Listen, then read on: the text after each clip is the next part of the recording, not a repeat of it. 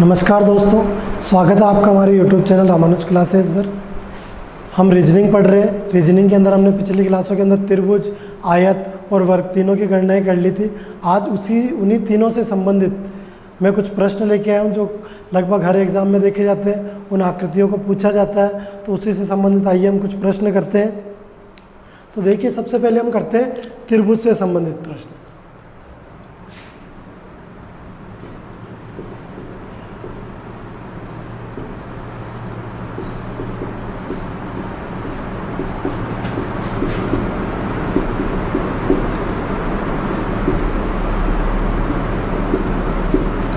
देखिए,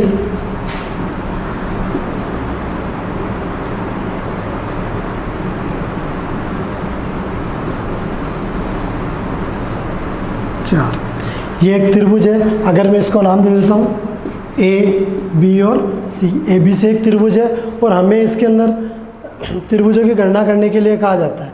तो ठीक है, हम करेंगे क्या? तो हमारा बेसिक क्या था कि हमें आधार देखना है। ठीक है दोस्तों, हमें क्या करना है? आधार देखना। तो हमारा जो कॉन्सेप्ट था कि हमें क्या करना है, आधार से दो लाइनें जा रही हो और वर्टेक्स मतलब शीर्ष पर जाकर मिल रही हो, तो वो हमारे पास क्या हो जाता है कि आधार से त्रिभुज का निर्माण हो जाता है। तो इसी प्रकार देखिए ये दो लाइनें यहाँ से जाके वर्टेक्स पर, ये दो लाइनें वर्टेक्स पर, ये दो लाइनें वर्टेक्स पर। तो हमारा फॉर्मूला क्या था कि हम सब इनके अंदर क्या करते थे? नंबरिंग करते थे। क्या कर देते थे? नंबरिंग कर देते। फिर हमने क्या किया था? इनका योग कर लिया था। 1 2 3 3 6 4 10 और 5 15। और हमारा क्या था? इसका डायरेक्ट सूत्र क्या था? त्रिभुजों की संख्या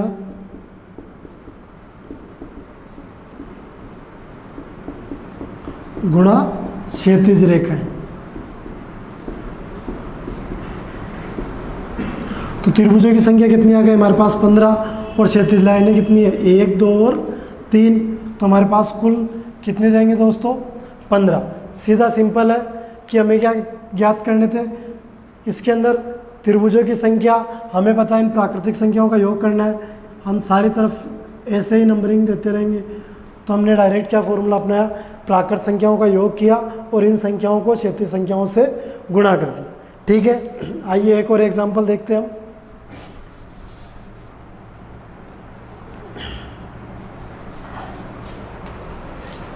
तो देखिए,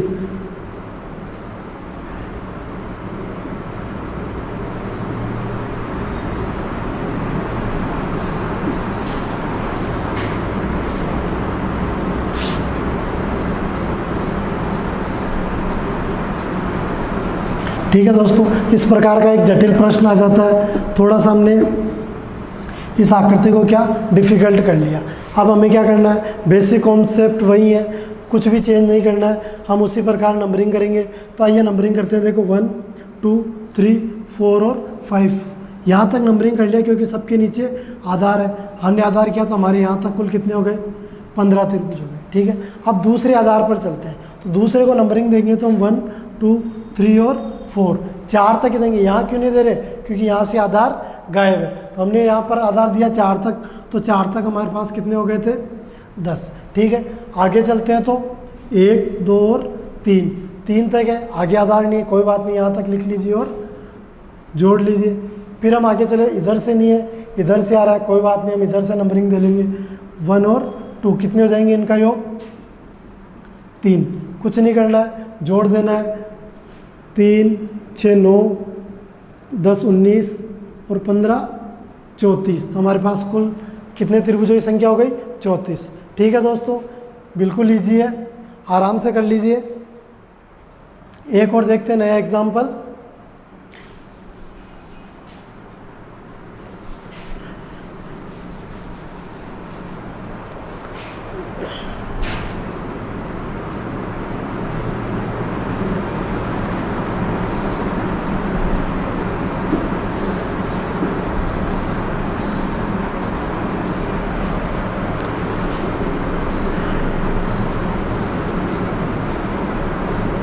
देखिए, इस प्रकार का प्रश्न आता है। हमें हर बार बेस लाइन एक ही तरफ दे रही थी, लेकिन इस बार एग्जामिनर क्या कर सकता है, अलग अलग भागों के अंदर बेस बनाकर दे सकता है। हमें अपना कॉन्सेप्ट याद रखना है, कुछ भी चेंज नहीं करना है, सीधा सा है, देखते जाओ और नंबरिंग देखते जाओ। यहाँ पर बेस समान है, सभी के ऊपर बेस है, तो हम यहाँ पर क्या कर लेंगे, इनको जोड़ लेंगे। कितने हो गए 15। फिर इधर मैंने देखा कितना बेस है इनका 4, तो 4 को जोड़ा तो कितने हो गए दोस्तों 10। फिर इधर देखा 1 और 2 कितने हो गए 3, और इधर इकलौता है तो 1, तो हमारे पास कुल कितने हो जाएंगे दोस्तों 15, 10 25, 3 28 और 1 29। तो हमारे पास कुल त्रिभुजों की संख्या इसके अंदर कितनी हो जाएगी 29। ठीक है दोस्तों, और एग्जाम्पल देखते हैं।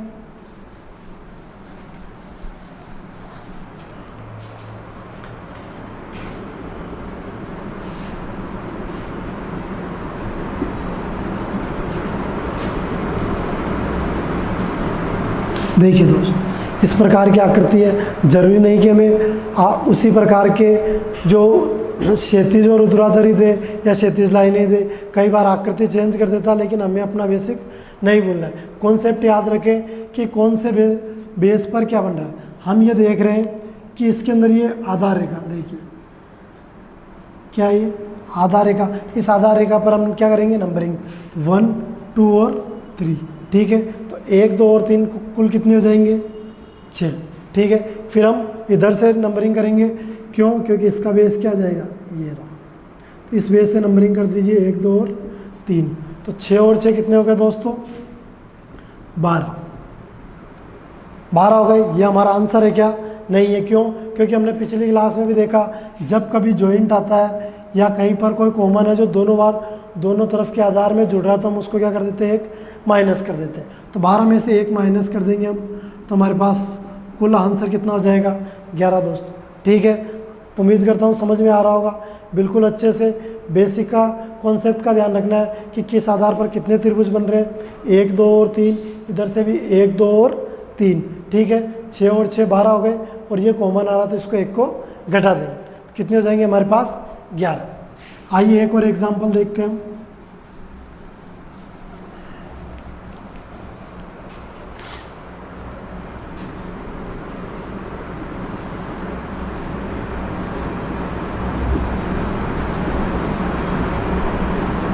देखिए दोस्तों, हर बार हमें जो बेस लाइन क्षैतिज रेखा मिल रही थी वो इस भाग से इस भाग को बिल्कुल समांतर जोड़ रही थी, लेकिन इस बार देखिए हम ये तिर्यक रेखा की तरह टेढ़ी है, आधार चेंज कर दिया गया है, जो क्षैतिज रेखा है वो इस प्रकार दे दी गई है। तो अब हम क्या करेंगे, हम तो सबसे पहले हमारा क्या काम है, इस आधार को लेकर हम नंबरिंग कर देंगे। तो हमने क्या किया 1 2 3 और 4, तो हमारे पास कुल कितने हो गए दोस्तों 10।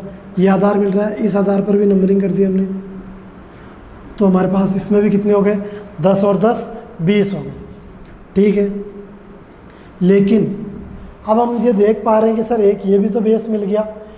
ये देखिए आप, ये वाला ये भी एक बेस मिल रहा है, और जब ये बेस मिल रहा है तो इस बेस को भी हम क्या करेंगे जोड़ेंगे। तो हमने क्या किया देखो 1 2 1 2 1 2 1 और 2, तो हम इनको भी जोड़ लेंगे, तो इधर इधर कितने हो जाएंगे दोस्तों।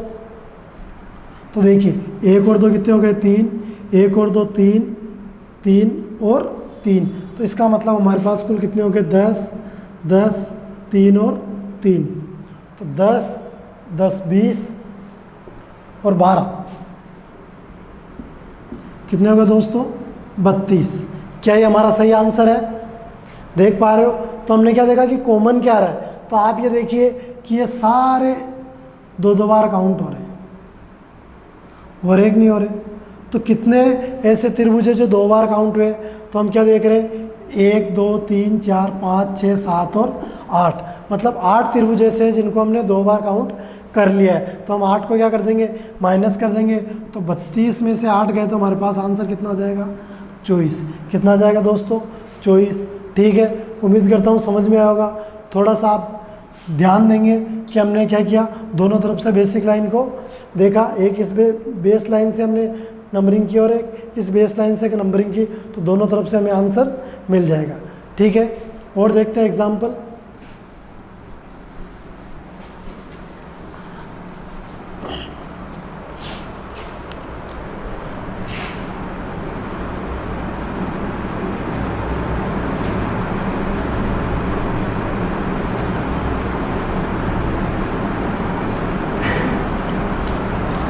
ठीक है दोस्तों, ये हमने कर ही लिया था।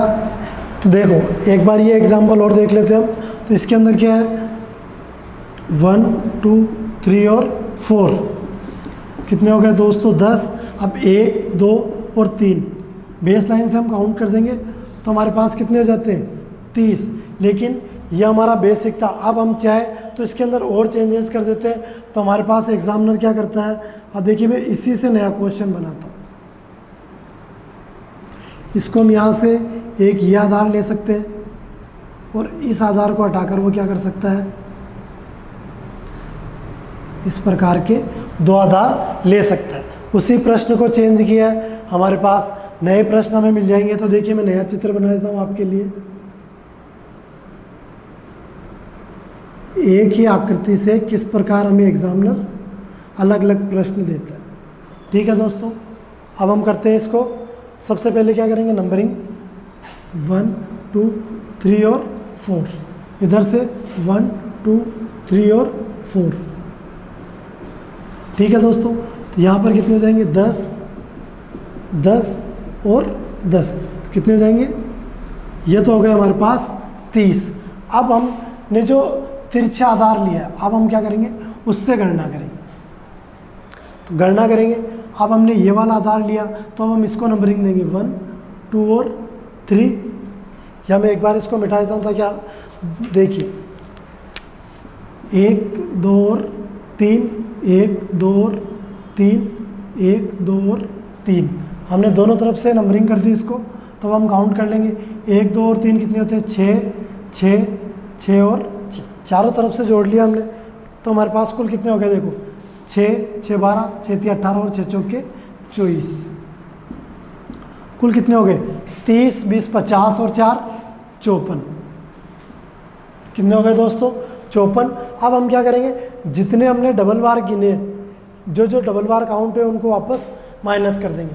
तो देखिए ये भी डबल बार काउंट हो रहा है, ये भी हो रहा है, ये भी हो रहा है, मतलब जितने भी त्रिभुज है सारे डबल हो रहे हैं। तो हम गिनते हैं कितने, देखो 1 2 3 4 5 6 7 8 9 10 11 और 12, इसका मतलब 12 त्रिभुज हमने 2 बार गिने। तो अब हम क्या कर देंगे, 12 को माइनस कर देंगे। तो हमने 12 माइनस कर दिए तो हमारे पास कितने जाएंगे, टोटल 42 त्रिभुज। कितने आ गए दोस्तों, 42 त्रिभुज। एग्जामिनर किसी भी प्रकार के कॉन्सेप्ट एक ही रहेगा, एग्जामिनर किसी भी प्रकार से अपने को क्वेश्चन चेंज करके दे सकता है। तो इसके लिए हमें तैयार रहना है, केवल वही 5 सेकंड का समय लगेगा और सारा प्रश्न हो जाएगा। ठीक है दोस्तों, ये त्रिभुज के हुए। अब हम कुछ प्रश्न देखते हैं आपके लिए वर्ग और आयत से संबंधित। ठीक है दोस्तों, हाँ तो दोस्तों त्रिभुज से संबंधित अपने प्रश्न हो गए। अब हम वर्ग से संबंधित प्रश्न करते हैं।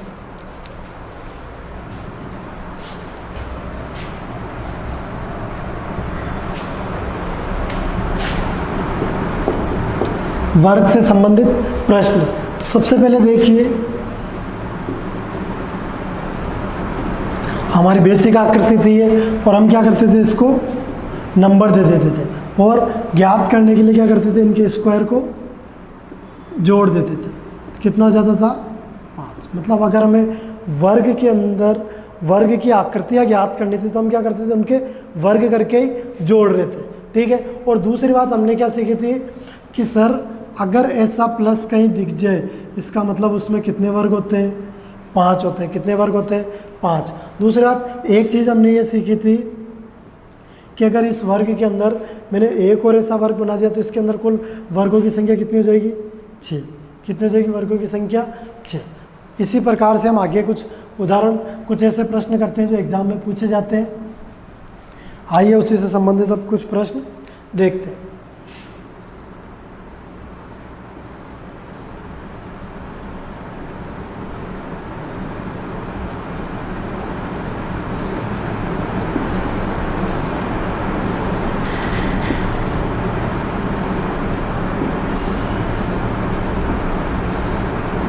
हाँ तो दोस्तों देखिए, सबसे पहले मैंने ये आकृति बनाई, आपने आकृति बनाते हुए देखा होगा मैंने इस मूल आकृति से इस आकृति का निर्माण किया।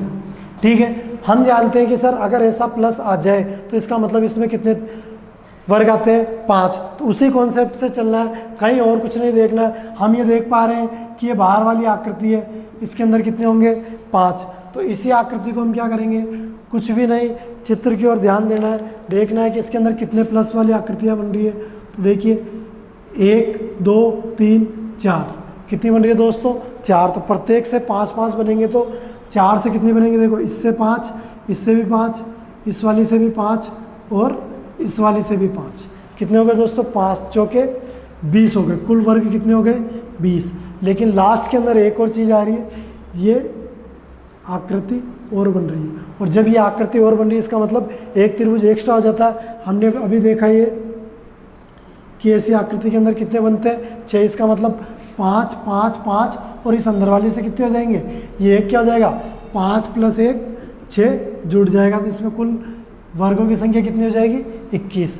ठीक है दोस्तों, बिल्कुल उसी कॉन्सेप्ट से चल रहे हैं हम कि इसके अंदर कितने हो जाएंगे वर्गों की संख्या 21। ठीक है, और एग्जाम्पल देखते हैं हम।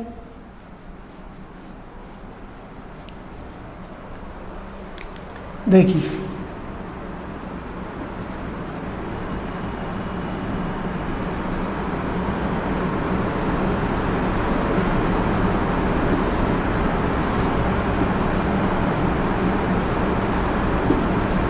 ठीक है दोस्तों, आपने ये आकृति देखी पिछली कक्षाओं के अंदर, बिल्कुल सममित आकृति है। और सममित आकृति के अंदर हमने क्या किया था, नंबर दिए थे और इनके स्क्वायर को जोड़ लिया था। तो 1 का स्क्वायर कितना होगा 1, 2 का स्क्वायर 4, 3 का स्क्वायर 9 और 4 का स्क्वायर 16।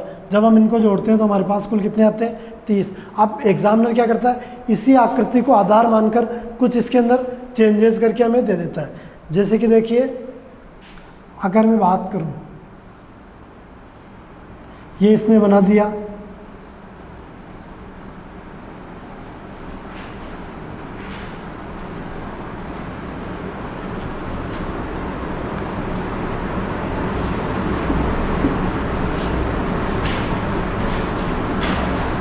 ठीक है दोस्तों। इस प्रकार के हम वो चेंजेस करके दे देता है। हमें क्या करना है, इसी प्रकार इनकी गणनाएं करनी है।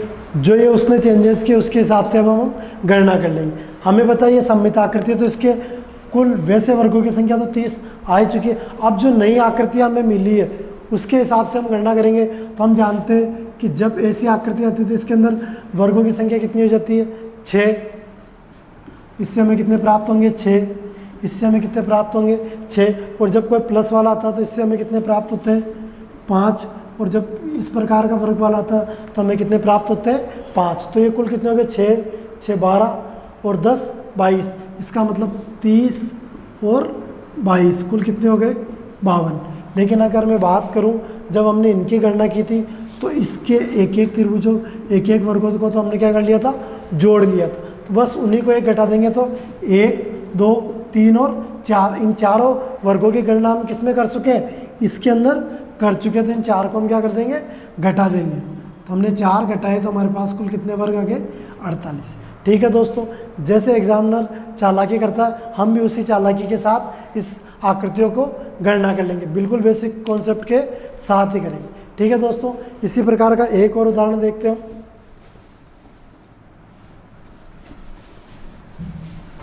हाँ तो दोस्तों, अगला उदाहरण देखिए आप।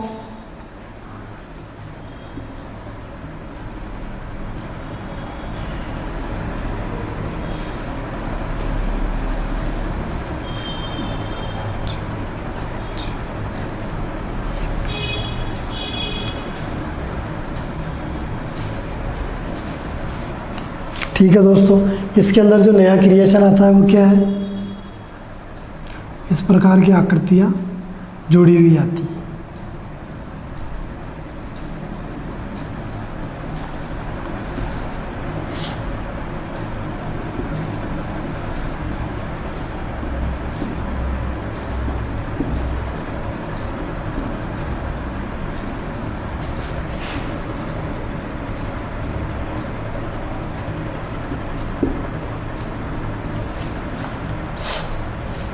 ठीक है दोस्तों, ये हमारी नई आकृति है, इसको हम इसके अंदर हमें वर्ग ज्ञात करना है। तो हम सबसे पहले बेसिक कॉन्सेप्ट से चलेंगे।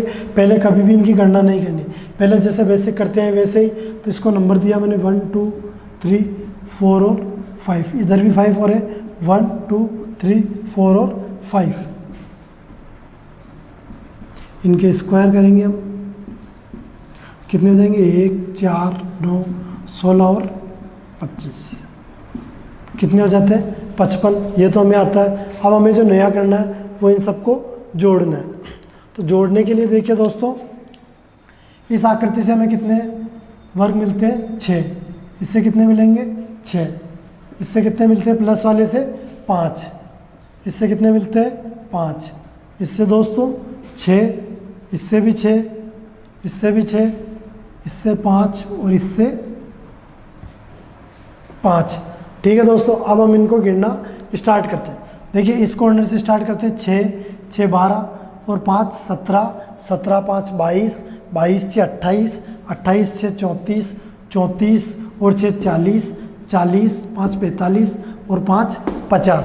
तो हमने कुल कितने वर्ग गिन लिए, 50। तो हमारे पास हम क्या कर देंगे, इनको जोड़ लेंगे तो कुल कितने हो जाएंगे, 105। लेकिन 105 हो गए, क्या हमारा ये आंसर है क्या, नहीं। क्यों, क्योंकि हमें पता है कि जब इन वर्गों की गणना हमने यहाँ की तो इन वर्गों को हम एक बार जोड़ चुके हैं। तो दो बार कौन कौन जुड़ चुका है, यहाँ पर 6 है, लेकिन यहाँ से एक माइनस क्यों होगा, क्योंकि इस वर्ग की गणना इसके अंदर हो चुकी है। तो हम क्या करेंगे, एक एक करके माइनस करते रहेंगे। 1 2 3 4 5 6 7 8 और 9। ठीक है दोस्तों, तो हम क्या करेंगे, 105 में से 9 घटा देंगे। तो 105 में से 9 जाएंगे तो हमारे पास कुल कितने आ जाएंगे दोस्तों, 96। कितने वर्ग आ जाएंगे दोस्तों, 96 वर्ग। ठीक है दोस्तों, उम्मीद करता हूँ समझ में आया होगा। चलते हैं अगले एग्जाम्पल की ओर।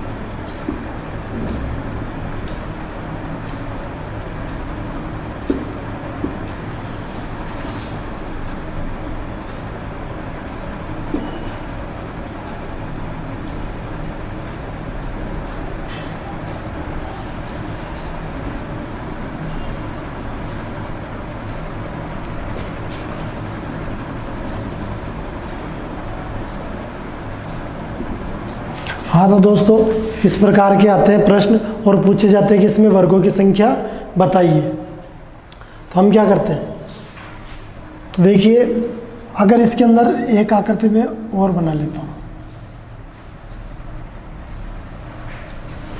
ये लीजिए,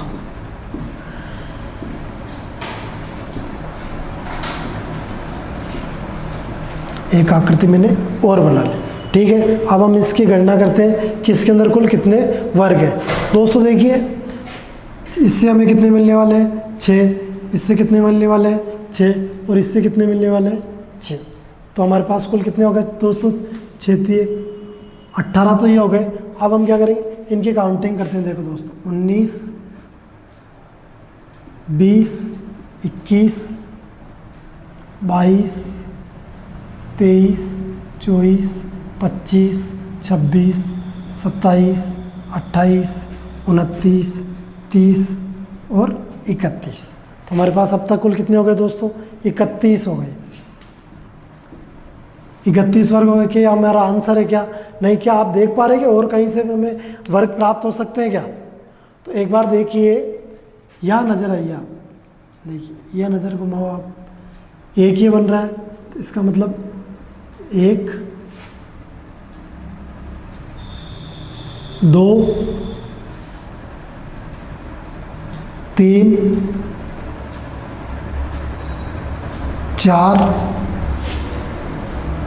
और 5। तो हमने 1 2 3 4 और 5। तो और कितने वर्ग प्राप्त कर लिए हमने, 5। तो हमारे पास इस प्रकार कुल वर्गों की संख्या कितनी हो गई दोस्तों, 36। इस प्रकार के पजल टाइप सीडी नुमा कई प्रकार के प्रश्न आते हैं। उलझाने के लिए बीच बीच में यह आकृतियाँ दे दी जाती है। हो सकता है इस प्रश्न को और डिफ़िकल्ट करने के लिए वो क्या कर सकता है, यहाँ पर ये बना दिया, यहाँ पर ये बना दिया, कोई दिक्कत नहीं है।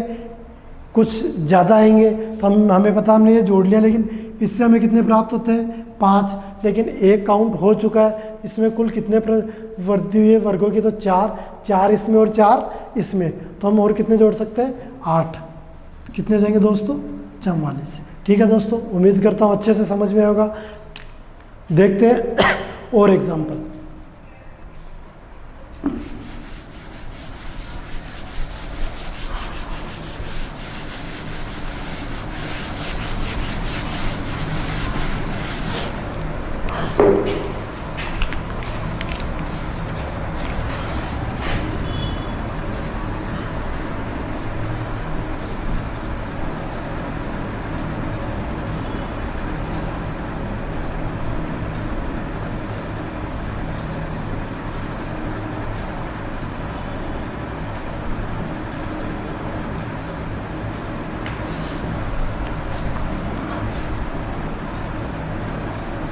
हाँ तो दोस्तों ये हमने कर लिया था, एक बार और देखिए इस प्रकार के टाइप, इसको थोड़ा बड़ा कर देते हैं।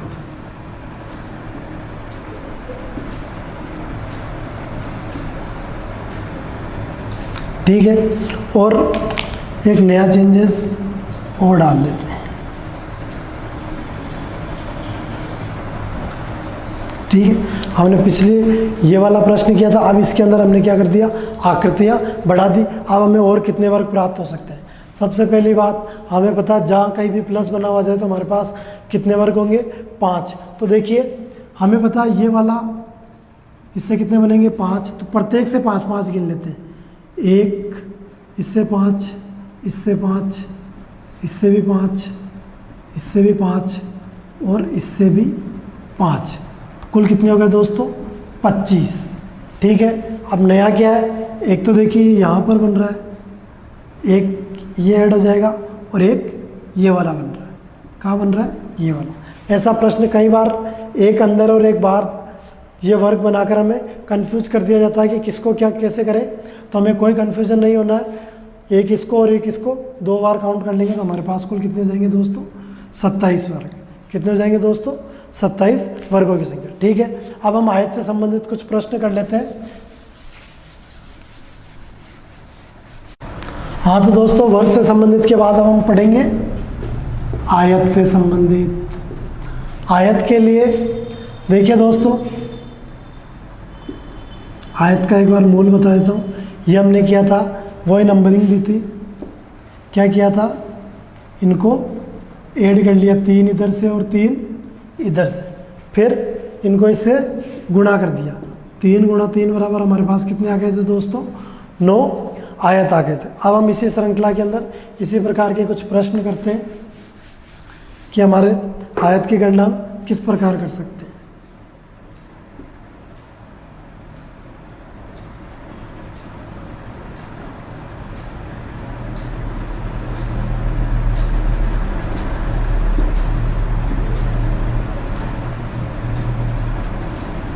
ठीक है दोस्तों, इस प्रकार की आकृति है, हमें क्या करना है, आयतों की संख्या निकालनी है।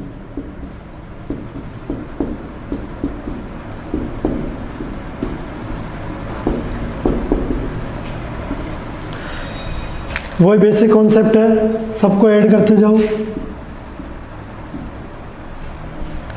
कर लिए, कितने आ जाएंगे, 10। क्यों, क्योंकि एक ही आधार पर, देखिए सबका आधार सब अलग अलग बन रखे, तो हम क्या करेंगे, इसको नंबरिंग करते हुए जोड़ लेंगे। तो 1 2 3 और कितने हो गए, 6। कितने हो गए दोस्तों, 10। मतलब हमारे पास कुल आयतों की संख्या हो रही है यहाँ पर 26। क्या ये आंसर हो जाएगा?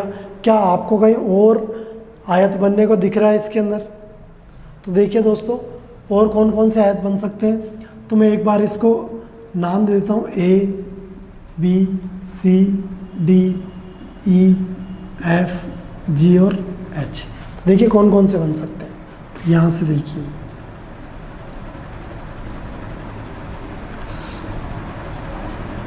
ये वाला, ये बन रहा, मतलब A B D G बन जाएगा। तो एक आयत हमने और जोड़ दिया, एक यहाँ से ऊपर वाला बन जाएगा, क्या नाम हो गया उसका, H C E F, एक ये बन जाएगा, और एक ये पूरा बन जाएगा A B EF। ठीक है दोस्तों, तो इसके अंदर कुल कितने आ गए 29। बिल्कुल सीधे बेसिक कॉन्सेप्ट से चल रहा है, आंसर फटाक से आ जाएगा। और एग्जांपल देखते हैं हम।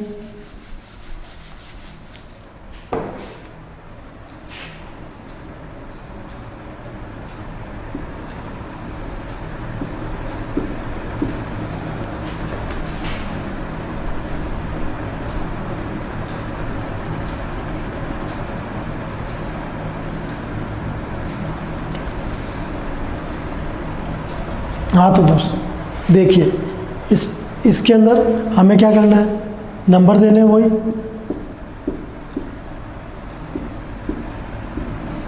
हमने नंबर दे दिया, काउंट कर लेते हैं। इधर से भी कितने होंगे दोस्तों 10, और इधर से भी 10।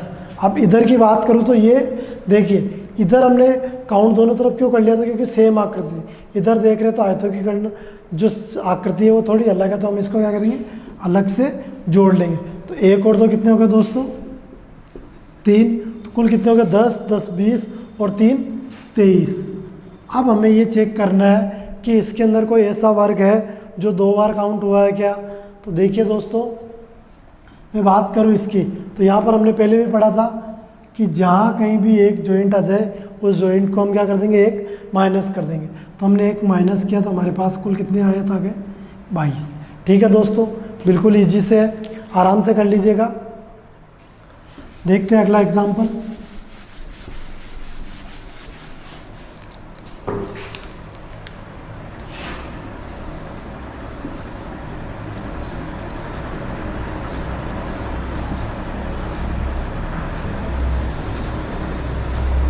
हाँ दोस्तों, इसके अंदर हमें आयतों की संख्या निकालनी है।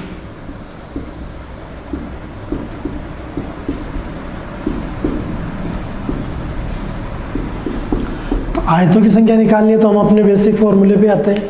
क्या था, देखा और नंबरिंग कर दी। क्या मैं इधर नंबरिंग कर सकता हूँ क्या, नहीं कर सकते। क्यों, क्योंकि ये तो त्रिभुजाकार आकृति है और हमें क्या ज्ञात करने हैं, आयत। क्या ज्ञात करने, आयत।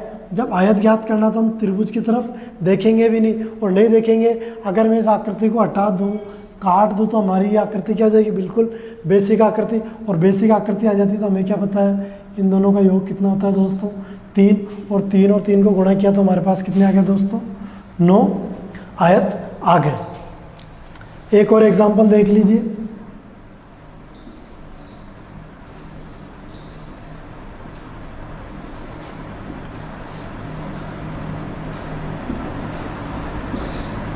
एग्जामिनर कंफ्यूज करने के लिए कई बार दोनों तरफ त्रिभुज दे सकता है और इस प्रकार की आकृतियाँ दे सकता है।